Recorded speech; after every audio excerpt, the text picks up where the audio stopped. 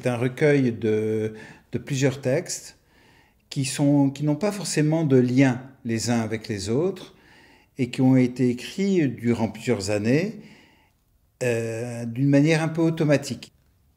S'entremêlent des dessins, des arabesques, des figurations avec des mots.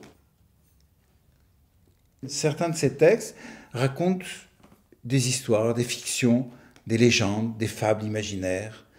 Et les thèmes sont variés. Ça peut parler de la création, par exemple. La création au sens simple du terme, comment on fabrique quelque chose, comment ça naît une image ou un mot. Ça peut venir d'une tâche, ça peut venir d'un trait, ça peut venir d'une égratignure qu'on a fait sur le papier. Je ne contrôle pas. C'est comme si j'acceptais que plusieurs pensées se superposaient, plusieurs idées se superposaient, plusieurs sentiments se superposaient.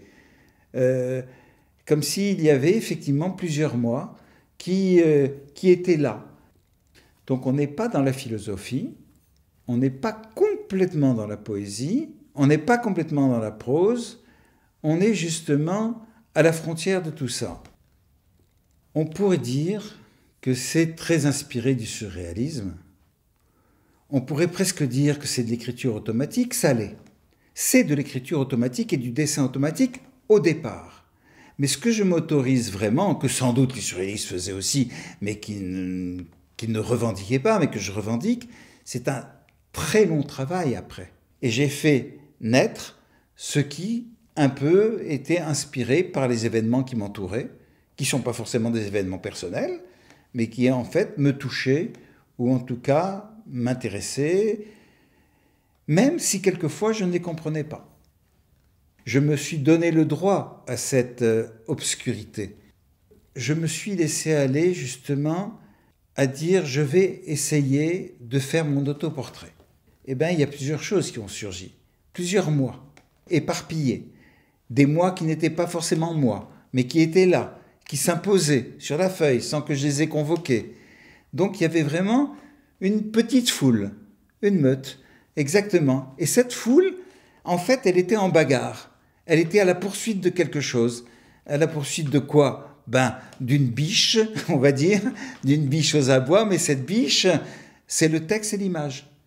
C'est ce qui court malgré moi ou contre moi et qu'il faut que je poursuive, qu'il faut surtout que j'attrape pour lui donner un sens.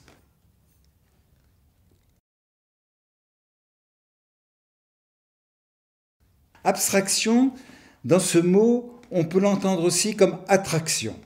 Il y a dedans le mot action, il y a le mot art qu'on peut aussi extraire de ça. Est-ce que c'est pas toujours ça qu'on fait lorsque on traduit quelque chose? On donne la liberté au lecteur, au regardeur, au visionneur d'interpréter la chose, d'être lui-même le créateur de la chose. C'est ça qui m'intéresse, moi, dans le mot abstraction. Et voilà, je suis content parce qu'il y a une rencontre, effectivement, entre ce que je peux faire et cette abstraction-là, ces abstractions-là.